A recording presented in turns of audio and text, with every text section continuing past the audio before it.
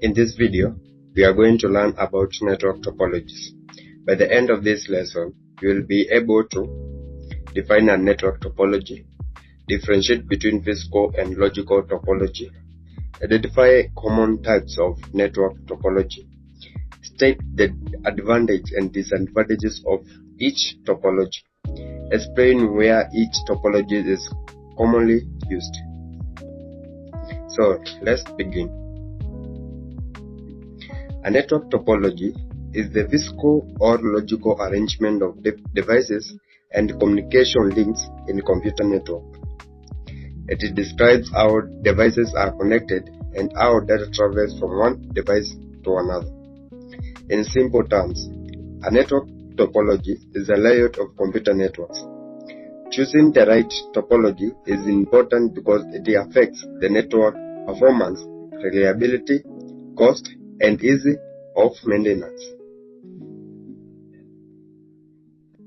So let's look on the physical topologies and logical topologies.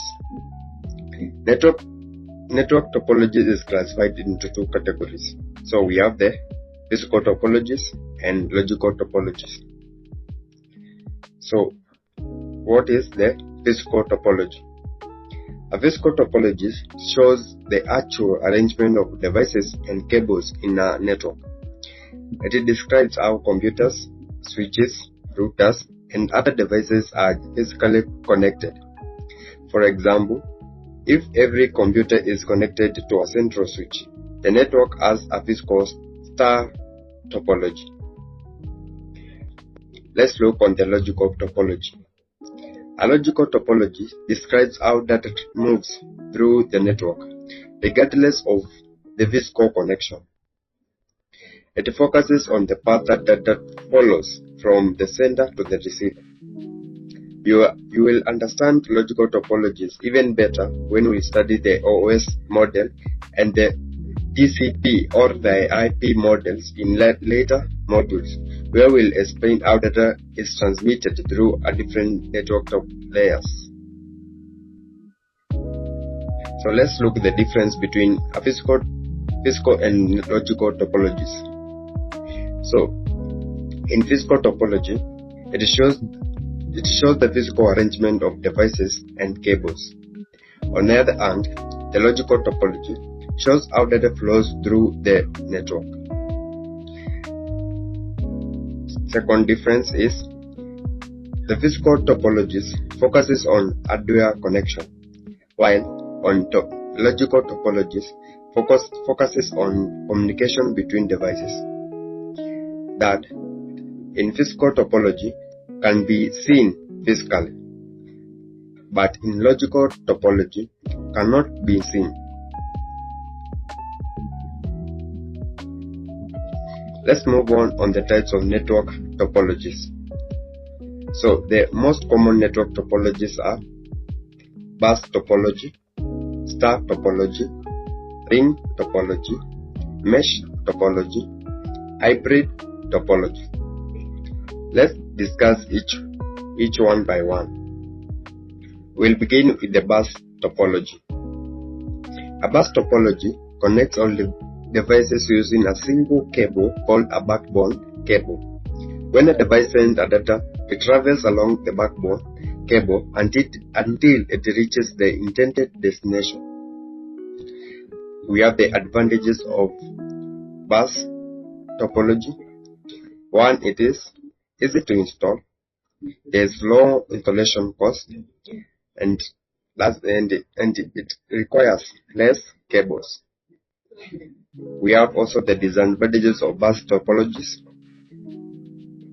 One is, if the backbone cable fails, the entire network stops.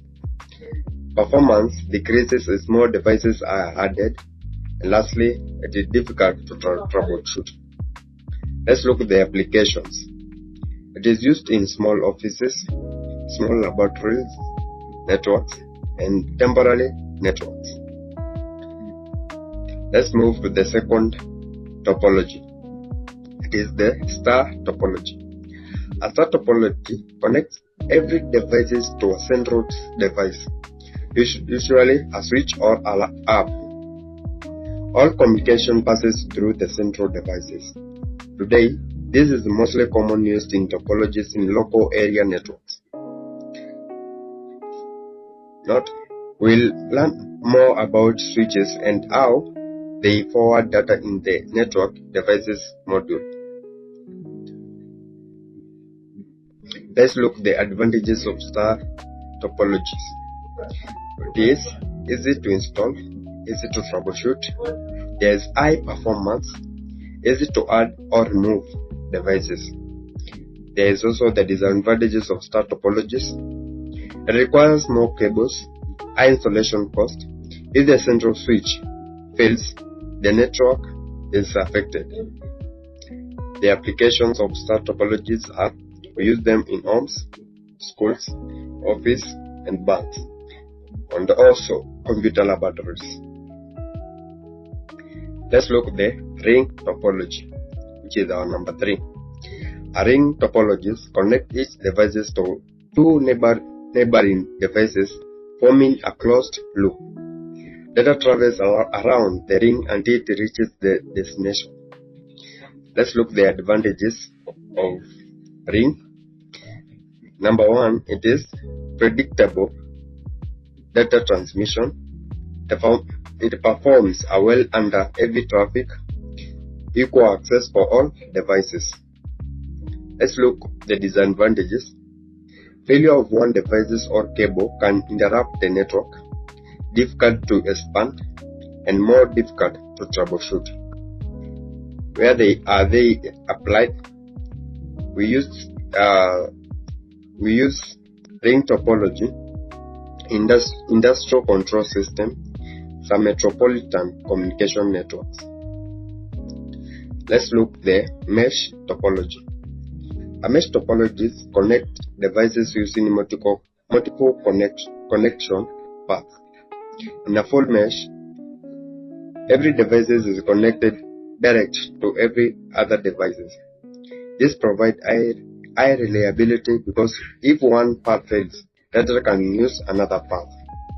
The advantages: it's very reliable, high fault tolerance, no single point of failure. Let's look at the disadvantages. It is expensive, requires many cables, complex installation. Why are they used? They are used in data centers, military communication, and critical network infrastructures. Let's move to the last network topology, which is the hybrid topology. A hybrid topology is combined two or more different network topologies. Organizations use hybrid topology to meet different network requirements. Let's look at the advantages. They are flexible, scalable, and reliable. They also have their disadvantages: high installation cost and more complex to design and manage. Applications: they are used in banks, telecommunication companies, and large enterprises. Let's look at the lesson summary. In this lesson, we learned that a network topology is the arrangement of devices and the communication links in a computer network. We discussed the two categories of topologies: physical topologies and logical topologies. We also studied the 6 common network topologies: the bus, star, ring, mesh, tree, and the hybrid. For each topology, we examine its basic structure, advantages and disadvantages, and also the common applications. In the next lesson, we learn about transmission medium. We will explore the communication channel used to carry data between devices, including guided and unguided transmission media. Later in the course, we'll study the network devices, the OS models, and the TCP or the IP protocol in more details to understand how data moves across a network.